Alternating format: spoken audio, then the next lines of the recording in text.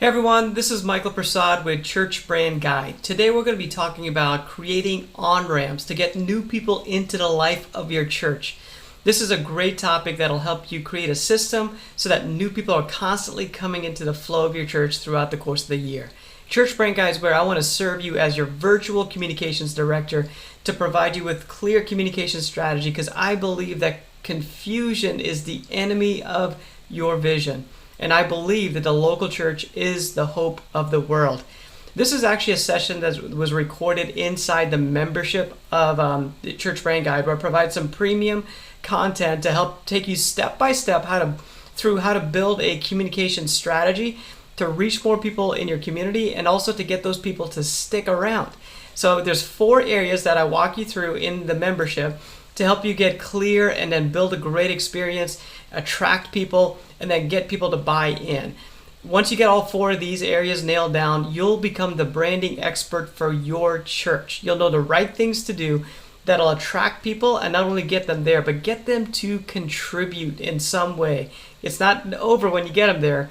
You have to get them to contribute. So that's what it takes, and that's what I hope to do with Church Brand Guide membership. Check it out at churchbrandguide.com. Let me serve you as your virtual communications director. I priced it at a very low cost so that any church can do it. It's a very small investment, especially for the results you're going to see coming out of it.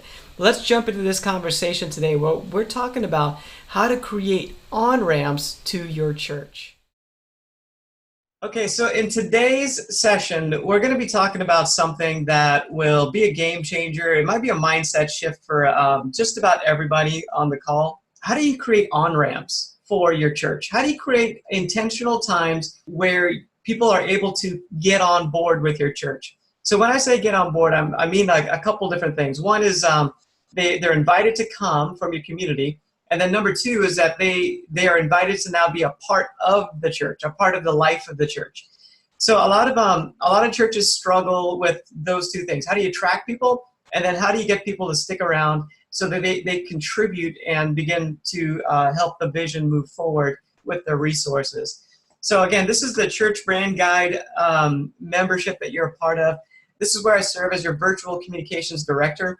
And just to help you get the communications going so that you become ultimately the branding expert for your church. Most churches they struggle to get people to that point where they contribute.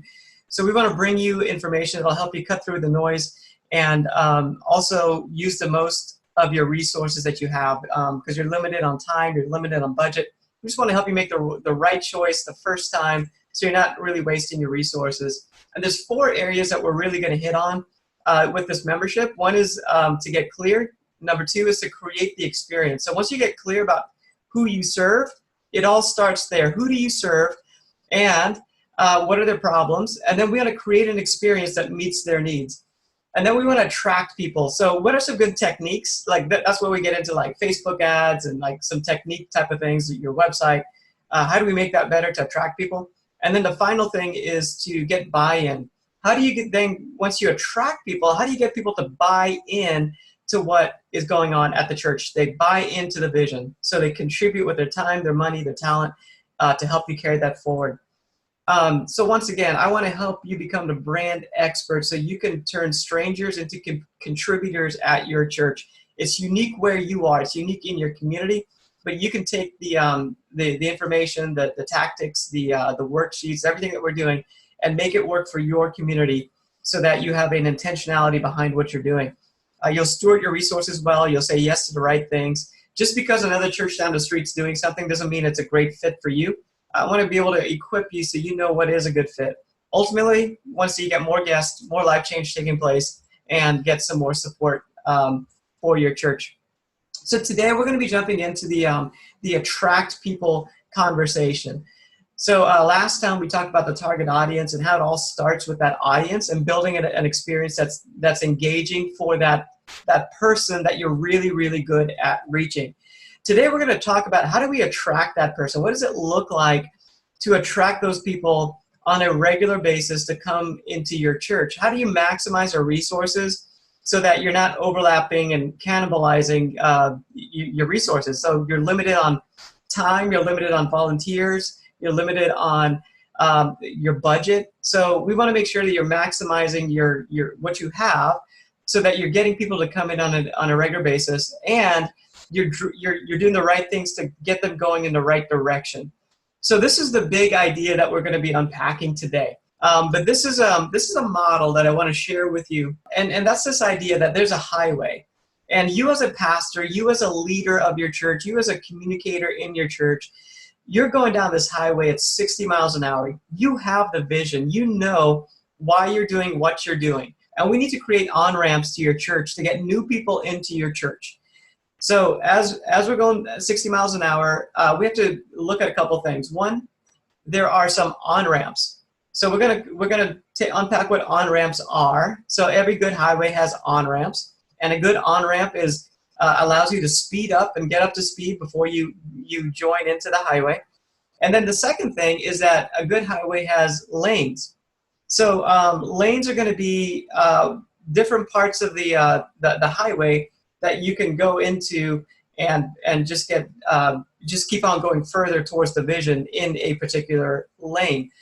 So that's the analogy we're going to unpack. And really, in the marketing world, what I'm talking about is a sales funnel, or a funnel that helps people that are not aware of your business become aware of your business, and then from there take next steps until they buy your product. So that's what it looks like in the marketing world.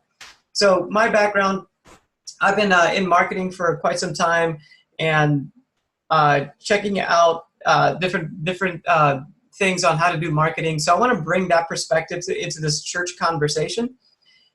So this model is really just a marketing model that's tailor-made for churches, so you can begin to understand how to apply a marketing term just in context of your church.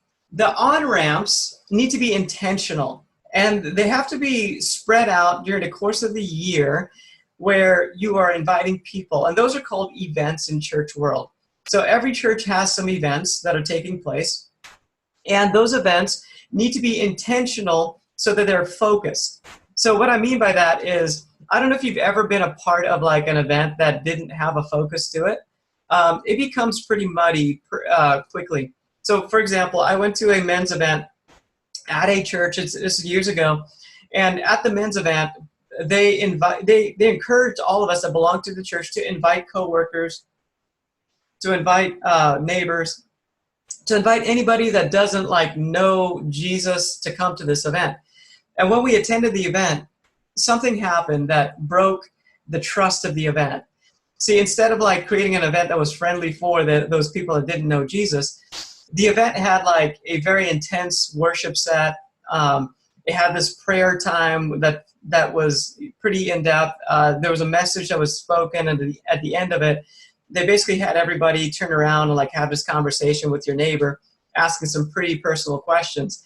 So it was a good idea, but there was a disconnect. They basically told me this was going to be a place where you can invite your coworkers that don't know Jesus, and they may not know like this local church for sure.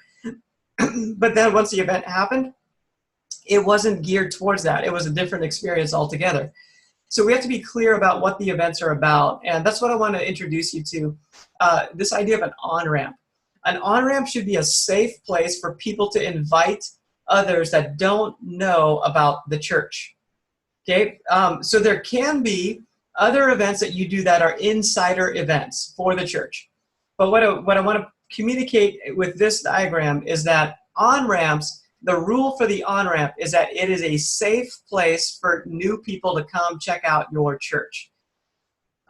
So that means, like, as you're making decisions of should we do this or should we not do this, you're going to be asking some very key questions about, is this a safe thing for us to do for somebody that doesn't know about our church or about Jesus? So we've all probably been a part of something where we felt like an outsider. A lot of times that's going to be language. There's some language that is happening that we don't understand. So how can you create an experience where you're not talking insider language? How can you create an experience that leads people that are new towards a simple next step? All right, so the on-ramp is going to be a key component. The other thing about an on-ramp is that it has to lead into a lane. So you'll see in the diagram, there's this area at the very top and at the very bottom that says call to action. So the event that you have needs to have a call to action to lead people to a next step. So that's something that most churches, they forget to do. Like, how many times have you been to an event where there wasn't a clear next step, like of what to do after the event? How many times have we put on an event as church leaders where we didn't give people a clear next step? We spend all this money and this time creating an experience for people to come to our church, and then we forget to give them a reason to come back. So really, that's what the call to action is. It's a reason to come back. And we want to invite you back to something. So the event, let's say it's a men's event. We'll just use that as our example. If the event is about helping men just find freedom and be the man that God called them to be, towards the end of that event, we need to provide a next step for them. And I would say, like, the best next steps are going to be either a direct next step or a indirect next step. So the direct next step is for them to get into what I'm going to call a lane.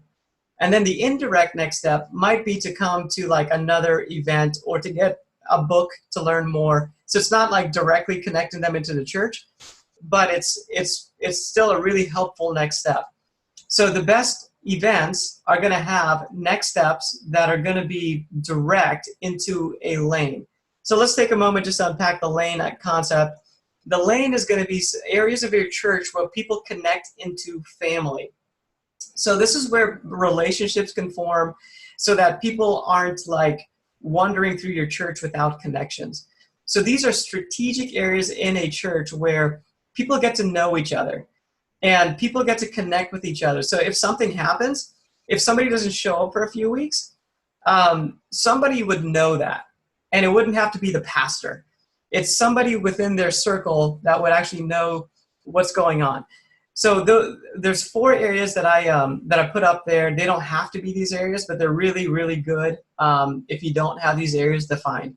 One is your weekend service. So some connection can happen in a weekend service. Number 2 is a small group of some kind. So maybe at your church you have small groups that meet throughout the week, or maybe you have a Sunday school on a Sunday morning. Any sort of smaller group where something happens together with a community of people is going to be a great place for connection to take place. Number 3 is some sort of discipleship class where there's ongoing, maybe several weeks in a row, people coming together, maybe to learn about a topic. It could be a Bible study of some kind or a discipleship class of some kind, or it could be a membership class that you have that goes for several weeks. And then number 4 would be a serve team. So this is where they come and they serve on one of your teams. And they, again, would make connections because they're going to be serving shoulder to shoulder with people and they're going to get to know people. So serve teams is kind of the deep end of the pool where you're actually asking them to step up in an area of the church and contribute. The other areas are more like you're giving to them. So the weekend service is like, as a church, you're helping them. A small group is something that you're helping them to connect and to maybe do a Bible study of some kind. Your discipleship class is where you're helping them once again. But the serve team is where they're actually starting to contribute. So that's a little bit deeper end of the pool.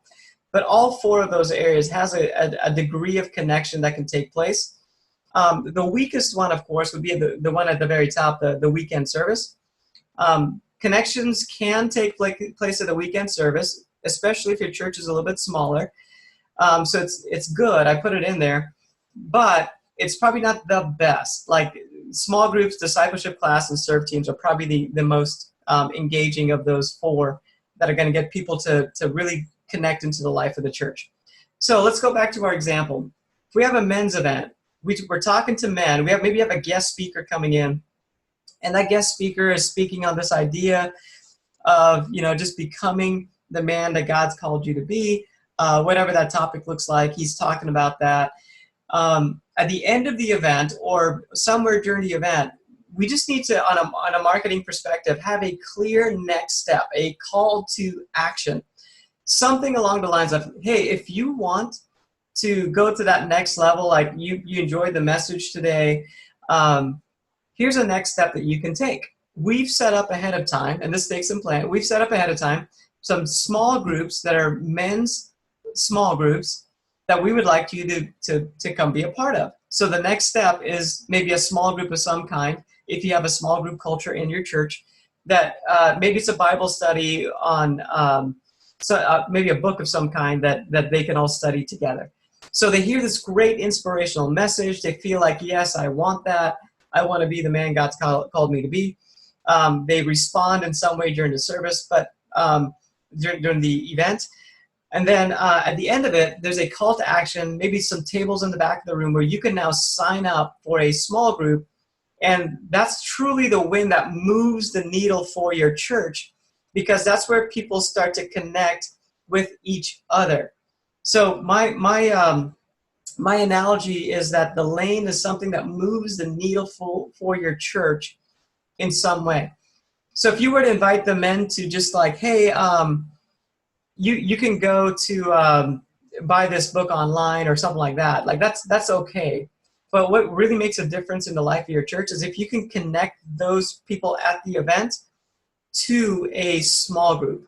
Or maybe you have an event and it makes sense to connect people to then serve on a team of some kind where they serve together. So maybe you have a men's event and you're like, hey, being a real man means like you go out and you serve your community. So after this event, you can sign up for our next serve day where we're going to paint the local middle school and sign up to go do that. So you're providing a very clear next step that's going to help people take action. And once they take action, that's when they start to become part of the life of the church. So let me pause there just for a moment. I want to just reset the concept. Okay, we have a highway where people are going down. The leadership of the church is going towards the vision, 60 miles an hour. We need to create on-ramps that gets people from the community into our church and helps them to on-ramp as efficiently as possible. So the events are what I'm calling on-ramps. And these on-ramps, the rule for the on-ramp is that it has to be outsider-focused. It can't be an internal-focused event. It has to be an outsider-focused event. And again, we can have internal events like that are very much meant for the membership or the regular attenders of the church to take them to the next level. But I would say that's not an on-ramp. The on-ramps are the events that are designed to get people outside the church to come to the church.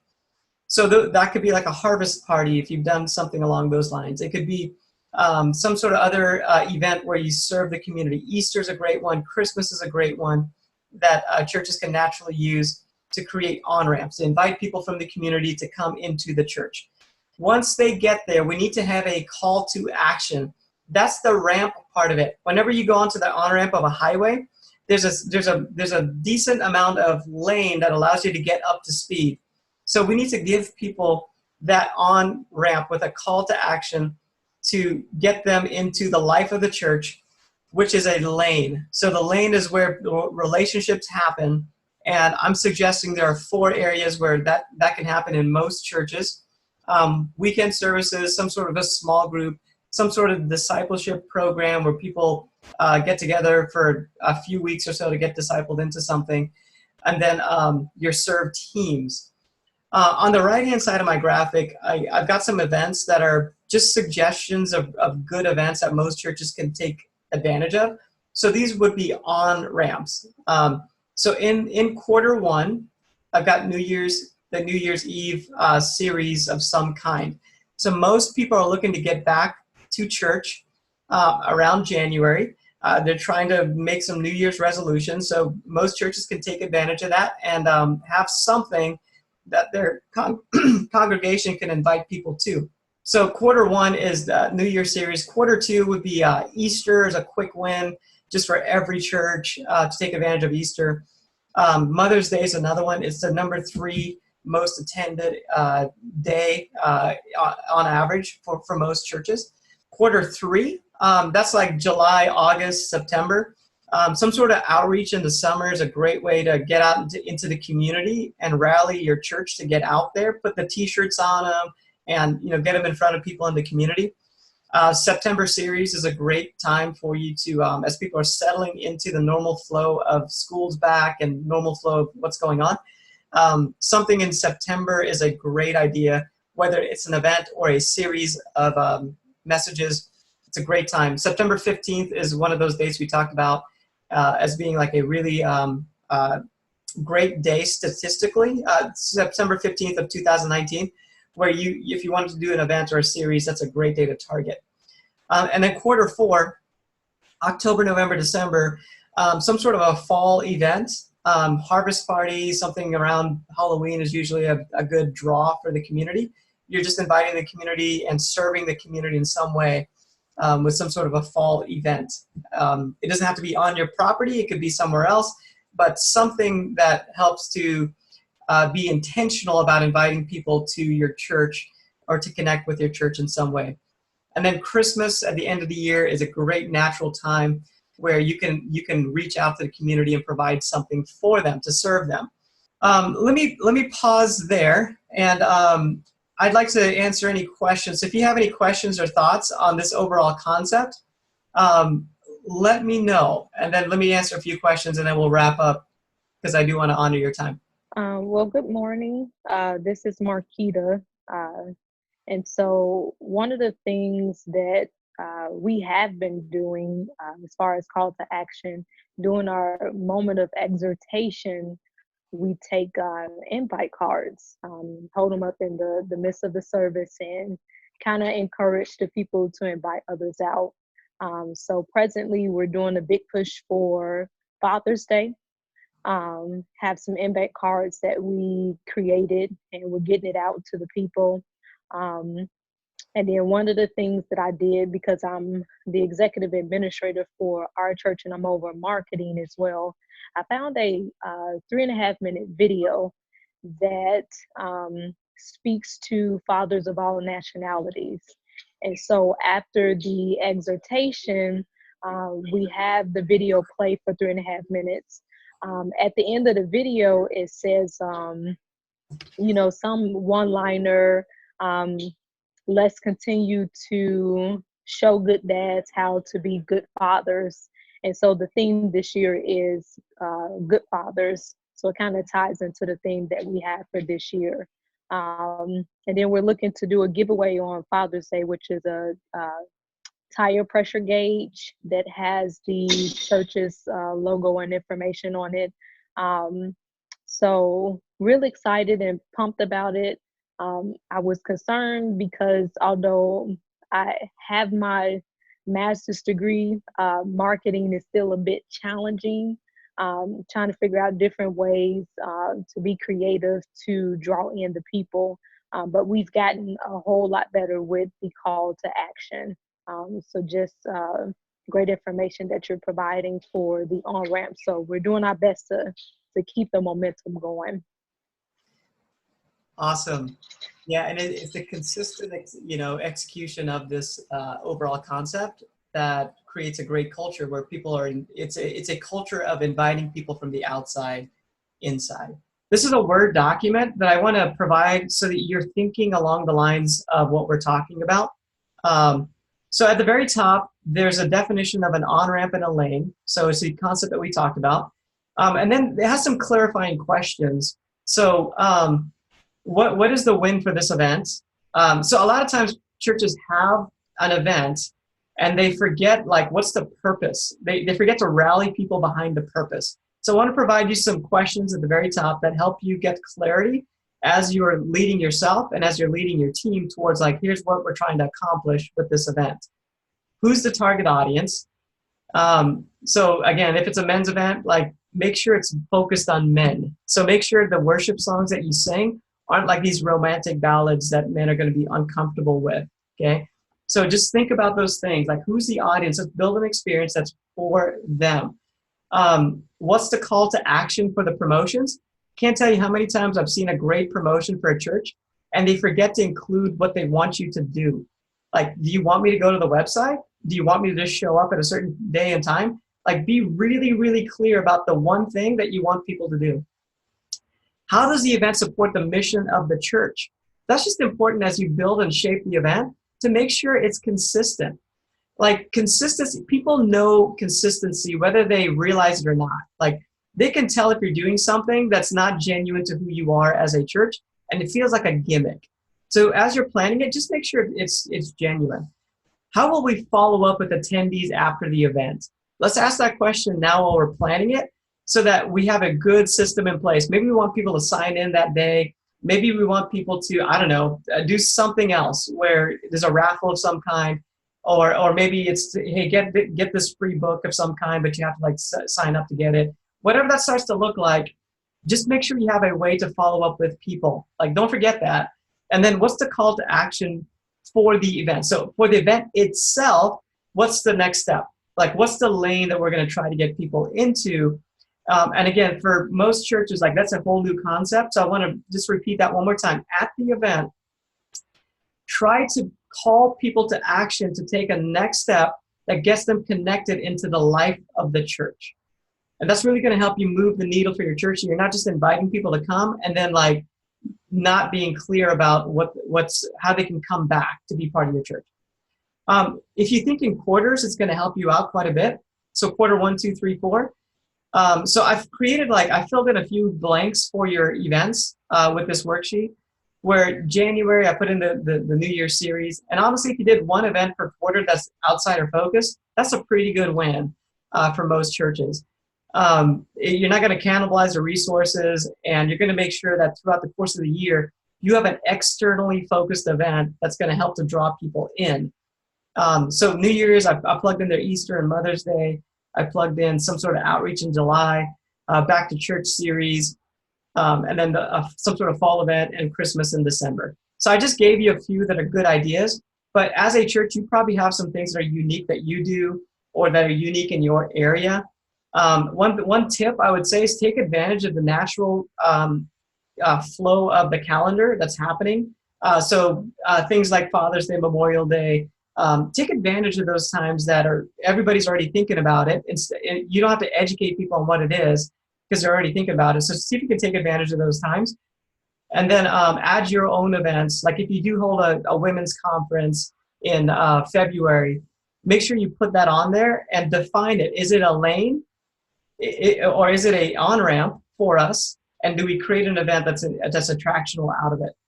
And then the last thing I did is towards on the second page, is I created some lanes, and this is a Word document, so you can edit this. So I just filled in there weekend services, small groups, discipleship class, and serve teams. Those are the things we talked about today. But if it looks a little bit different for you, again, the idea of a lane is where relationships happen to where people don't just disappear. Somebody would notice if they left. Okay, that's kind of the idea of a lane. It really moves the needle for your church to help people start to contribute to it with their time and their resources, their money, in different ways. So that's what a lane is. My immediate question is this something from my perspective that we should consider doing for each event? The questions are really great in causing you to think beyond just getting the event together and making it really nice and special. And so my immediate thought is would the resource be beneficial to use for every event that we have to really take the time to go through those questions? Yes. Use it for each event. The overall idea is to help you plan 1 year in advance if you can, or at the very least, let's plan 1 quarter in advance. Like that's going to take the level of what you do up just by doing that. You're going to have better volunteers that are more willing to be a part of your marketing team because you're going to help them out with planning ahead of time. Your events are going to be executed at a higher level. So this is just to help you think in advance. But those questions, every single event should have those questions attached to it. Just repeat those questions over and over again and make sure that, like, even if it starts to get old, like somebody's going to be new on your team and this is going to be new to them. So just keep on running that play over and over again. And I think it's easy for people to come to a church on a Sunday, sit in whatever kind of seat chair that you have at your church, and then leave wondering like, okay, now what? So if you announce too much, you didn't announce anything at all. If you don't announce anything at all, they have no idea what to do. So to have a really clear, like, here's what we actually want you to do after a weekend service. So for Vibrant, and this isn't a Vibrant method, this is an ARC method, we're going to point people to two things, small groups, and we're going to point them to Growth Track. Small groups are going to help them get connected to another person, and Growth Track is going to help them identify like purpose. And even studies today, like in Forbes magazine, they talk all the time about discovering like a purpose, like what are you gifted to do, and how there's this deep need inside of us to find out what that is. So you're speaking their language. People want friends, and they want to know why they're here on this planet in this culture at this time. And I think if we point them to the right things on a Sunday, they're more likely to actually go to the thing that that's really going to help them. So whatever your method for small groups is, people just want friends. How do they make friends at your church? And how do they identify the giftings that God gave them within your church and point them to those two things? Yeah, and I think the churches that are the growing churches are the ones that are really good at pointing people clearly to those areas of the church that help the church to grow. And if you just kind of, if you think about that just in a very logical way, like if you're running a business and you want somebody to buy your I just have here we go. I have a 5-hour energy right here on my desk. If I want somebody to buy this, I'm going to ask them to buy it in some way, shape, or form. I'm going to be like, hey, this is the price. This is where you can get it. This is how you can get it. You can pay with credit card or whatever it is. So as a church, we just need to provide a clear, like, here's what it means to get the benefits of being a part of this church. And like for Brandon, what he was saying, it's relationships, it's small groups, and it's that discipleship class that's going to help people discover their purpose. So if those become regular announcements on a weekly basis, like that would be a really good win. And you create a culture that helps people to take a next step that actually moves the needle for your church. It's not like a frivolous thing that you're wasting your time and their time, because it doesn't really help you in the long run. So hopefully this diagram, it's one of the things I want to help you do is define what those areas are. Those are the lanes. Define what those areas are that move the needle for your church. Get clear about what those things are.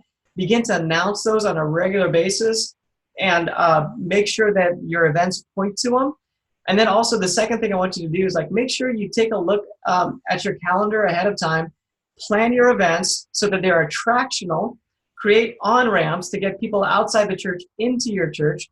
Healthy churches are churches that do this well. It's the churches that the churches that don't do this well get weird. They do things that are very insider focused, and they end up building a club where somebody from the outside comes in. They feel really uncomfortable.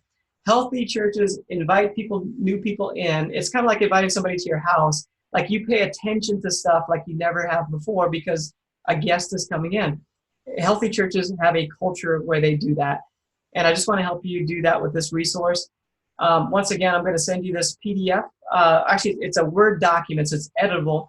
Use this for your church. Go through the exercise. Work with your team to fill this out. And then try not to fill everything out. That's kind of the challenge is like, hey, it's not there for you to fill out every single month where you have something. Just think by quarters. Do I have something this quarter? And that's good enough to get you going during the course of the year. Thanks for jumping in today and listening to this session of the membership that we had a great conversation about creating on-ramps. It's a different way of thinking for most church leaders. I know because I've been there. I've been a communications director for several churches. Right now, I'm in a church plant in South Florida helping to launch that, as well as running my agency where I serve multiple churches across the country.